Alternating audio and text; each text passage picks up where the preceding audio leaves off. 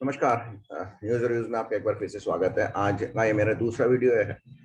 तो मुझे इस वीडियो बनाने में थोड़ी जल्दबाजी थी। जल्दबाजी इसलिए थी कि एक तो जो अभी वर्तमान में राजनीतिक परिदृश्य पे या भारतीय परिदृश्य पे जो विषय चल रहे हैं, पहला तो बंगाल का चुनाव है जो कि एक नई दिशा ले रहा है। आप ममता बनर्जी का चोटग्रस्त हो जाने के बाद में ये अलग विषय है कि उनको ये दुर्घटना थी या उन पे कोई साजिश के तहत अटैक किया गया था जिसमें वो घायल हो गई।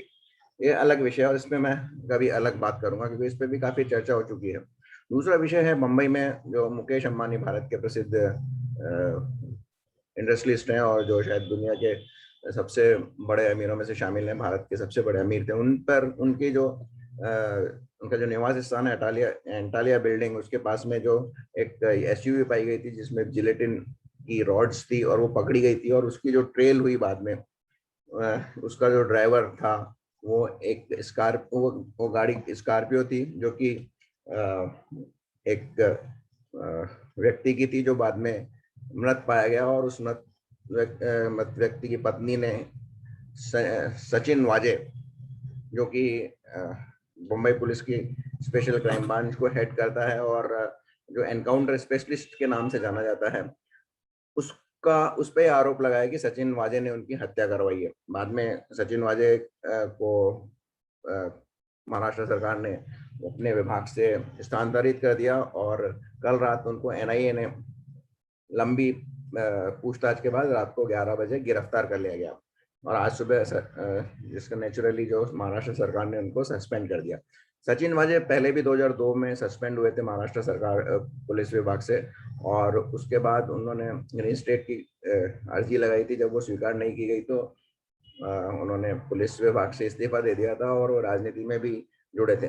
कुछ लोगों का कहना है कि वो शिवसेना में जुड़े थे और कुछ लोगों का कहना है कि वो एनसीपी में जुड़े थे। मुझे ज़्यादा लगता है कि शायद वो शिवसेना में नहीं होंगे, एनसीपी में होंगे, क्योंकि वर्तमान सरकार के आते, जो वर्तमान महाराष्ट्र सरकार जो महाराष्ट्र आघाड़ी की है, उसके आते ही उनको वापस से रीइंस्टेट कर दिया गया। और ये एक विचित्र मामला था कि एक पुलिस ऑफिसर जो पहले रिजाइन कर दे, जिसको सस्पेंड किया जाए, जो रिजाइन कर दे और उसको उसके करीब करीब 16-18 साल के बाद में उसको रीइंस्टेट किया जाए, इसे ये खुद भी एक तरह से शक की तरफ, किसी शक की तरफ इंगित करता है। एनीवे, और सचिन वाजे के बारे में ये भी बताऊं कि ये वही शख्स है जो अर्नब गोस्वामी को सुबह 6 बजे गिरफ्तार करने गए थे। एनकाउंटर स्पेशलिस्ट शायद इसीलिए इन्हें भेजा गया था। और उस समय आशंकाएं जताई जाती थी कि हो सकता है अर्नब गोस्वामी की एनकाउंटर में हत्या कर दी जाए, क्योंकि जब संजय वाजे का नाम इसके साथ में आता है तो एनकाउंटर जरूर जुड़ता है। लेकिन अर्नब गोस्वामी ने बहुत ही प्रेजेंस ऑफ माइंड का परिचय दिया और उन्होंने उनको नहीं घुसने दिया और बाकी सारे कैमरास को, टीवी वालों को, सबको अपने घुरवा दिया। उसके बाद उन्होंने घर खोला। अन्यथा शायद यही होता कि उनकी हत्या कर दी गई होती किसी एनकाउंटर में। और खुद अर्नब गोस्वामी ने जब उनको पुलिस वैन में बैठाया था तो उन्होंने खुद कहा था कि मेरी जान पे खतरा है और अगर कुछ हुआ तो ये लोग जिम्मेदार होंगे। खैर, उस समय अर्नब गोस्वामी का वो उसमें उसकी चाल में शायद जैसे कि क्या था, वो सफल नहीं हो पाए। अब उन्होंने अर्नब अर्नब फिर भी एक छोटा आदमी था as compare to Mukesh Ambani. अब उन्होंने हाथ डाला मुकेश अंबानी पर। इस पर सीधे सीधे जिस कार, जो स्कॉर्पियो कार में छड़े रखी गई थी, उसका जो ड्राइवर था उसके पीछे आ रही है एक इनोवा गाड़ी में बैठकर गया था। और बाद में पता चला कि इनोवा वही एक पुलिस की गाड़ी है, स्पेशल टास्क फोर्स की पुलिस की गाड़ी है, और ये ज्यादातर सचिन वाजे ही यूज किया करते थे। तो सीधी सीधी कड़ी उनसे जुड़ी और उन्होंने बाद में, शायद ऐसा भी कहा जाता है कि रिपोर्टों के अनुसार, कि उन्होंने अपना इस मामले में अपराध स्वीकार कर लिया है कि वो इन्वॉल्व थे इसमें। मुकेश अंबानी, ये महाराष्ट्र सरकार का एक तीसरा संकट है या तीसरा प्रकरण है जिसमें महाराष्ट्र सरकार फंसी हुई लगती थी। पहले तो सुशांत सिंह जिन्होंने आत्महत्या की थी, उसके बाद अर्नब गोस्वामी को गिरफ्तार किया गया और अब मुकेश अंबानी। लेकिन मुकेश अंबानी, सुशांत सिंह राजपूत और अर्नब गोस्वामी से बहुत बड़ी हस्ती है। ये आप माने या ना माने हैं, भले ही कोई लेफ्ट लिबरल्स और कांग्रेस वाले उनको मोदी जी के दोस्त कहते हो और देश का लुटेरा कहते हो, कुछ भी कहते हो, वो बड़े इंडस्ट्रियलिस्ट हैं और दुनिया में ये जाने माने इंडस्ट्रियलिस्ट हैं। और उनकी अगर हत्या का प्रयास किया गया तो ये एक देश की इकोनॉमी पे भी अटैक होता। आपको याद है कुछ समय पहले एक सोशल मीडिया पे मुकेश अंबानी को कोई गंभीर किडनी की बीमारी होने की खबर फैली थी और उसके नतीजे पर करीब 2,000-2,500 पॉइंट सेंसेक्स गिर गया था और भारी कमी रिलायंस के शेयर में भी आई थी। इसलिए मुकेश अंबानी अर्नब गोस्वामी या सुशांत राजपूत नहीं है, उससे कहीं ज्यादा बड़ी हस्ती है और उनको अगर आप हाथ डालेंगे तो थोड़ा आपके लिए मुश्किल हो सकता है। एक टीकाकार का कहना है कि चूंकि मुकेश अंबानी की नई कंपनी रिलायंस जियो यानी जियो जिसने जो 5G टेक्नोलॉजी की सेवाएं जल्दी ही देश में देने वाली है और वो उनकी खुद की डेवलप टेक्नोलॉजी से होगी तो उसकी चोट सीधी सीधी चाइना की हुआई कंपनी में पड़ती है। और आपको ये भी एक संयोग कहें या प्लान कहें कि जब मुकेश अंबानी से प्रधानमंत्री ने एक मीटिंग में पूछा था, एक वर्चुअल मीटिंग में पूछा था कि आप 5G कब ला रहे हैं, तो उन्होंने कहा हम जरूर ला रहे हैं और जल्दी ही ला रहे हैं। और उसके ही 2-3 दिन बाद पंजाब में और हरियाणा या अधिकतर पंजाब में जियो के टावर्स को नुकसान पहुंचाया गया था।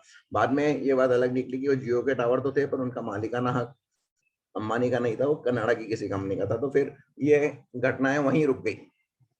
तो एक संबंध तो इसका ये हो सकता है, अंतरराष्ट्रीय साजिश हो सकती है जिसमें 5G टेक्नोलॉजी जो मुकेश अंबानी देश में लाने वाले हैं उसको रोकने के लिए किया गया हो, तो ये एक हो सकता है। और दूसरा बहुत बड़ा जो एक दूसरे टीकाकार ने कहा है वो ये है कि ये एक एक्सटॉर्शन का मामला था।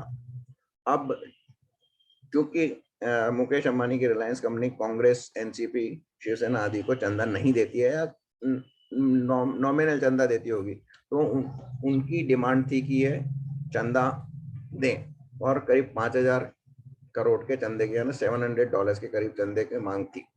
इसमें ये बताया जाता है कि अब यूपीए में शिवसेना ने शायद कुछ दिन पहले यूपीए के चेयरपर्सन को बदलने की भी बात की, उसके यूपीए के नेतृत्व परिवर्तन की बात की थी। और यूपीए का सीधा सीधा जो अगर रिप्लेसमेंट होता तो केवल शरद पवार का ही होता। तो ये शरद पवार को यूपीए का नेता बनाने का प्रयास का एक हिस्सा था जिसके लिए उनको पैसा चाहिए था। और ये पैसा वो मुकेश अंबानी से शायद मांग रहे थे। एक मेरा नहीं है, किसी टीकाकार का ये कहना मानना है। और इसी के तहत उसको ये एक एक्सटॉर्शन थ्रेट दी गई थी। अब आगे लिंक में देखें तो कांग्रेस कमजोर पड़ रही है और 2024 में फिर से एक बार यूपीए को सत्ता लाने के लिए शरद पवार का ये खेल हो सकता है, ऐसा कहा जा रहा है। और आप देखें शरद पवार उसी तरह बंगाल में शरद पवार और शिवसेना दोनों ने ममता बनर्जी को सपोर्ट देने की बात कही है। उन्होंने, हालांकि उनका कोई वजूद नहीं है बंगाल में, फिर भी उन्होंने ममता बनर्जी को सपोर्ट देने की बात की, जबकि महाराष्ट्र में वो कांग्रेस के साथ महाराष्ट्र आघाड़ी में सत्ता साझा कर रहे हैं। तो ये एक बहुत बड़ा षड्यंत्र हो सकता है, अंतरराष्ट्रीय भी हो सकता है और राष्ट्रीय भी हो सकता है। और तो इसकी जैसे अभी तक तो सचिन वाजे ने क्या कहा है और कितने बड़े लोग इसमें फंसेंगे ये बहुत जल्दी होगा कहना, लेकिन इसकी जैसे प्याज की परतें खुलती जाएंगी आपको नई नई सूचनाएं मिलती जाएंगी और जैसे ही मेरे को सूचनाएं मिलेंगी यहीं उधरों से मैं आपके साथ जरूर साझा करूंगा। तो सचिन वाजे के केस में महाराष्ट्र आघाड़ी गवर्नमेंट शायद फंस गई है। वो बच निकली थी सुशांत सिंह राजपूत के केस में और फिर अर्नब के केस में, लेकिन मुकेश अंबानी एक अलग ही चीज है और उनके ऊपर हाथ डालना चाहिए। तो उनके खुद की जबरदस्त सिक्योरिटी होती होगी और एक्सटॉर्शन उनसे पैसा लेना, अगर आप देखा जाए तो मुकेश अंबानी भी अगर इन्फ्लुएंस और पावर की बात करें तो शायद शरद पवार से और शिवसेना से ज्यादा पावरफुल होंगे। तो उनसे उन्होंने पंगा लिया है, देखते हैं आगे क्या होता है। तो आज बस इतना ही। मेरा ये वीडियो या विचार आपको अच्छे लगे होंगे तो शेयर कीजिए और मेरा अगला वीडियो देखने के लिए मेरे चैनल को सब्सक्राइब कीजिए। बहुत बहुत धन्यवाद।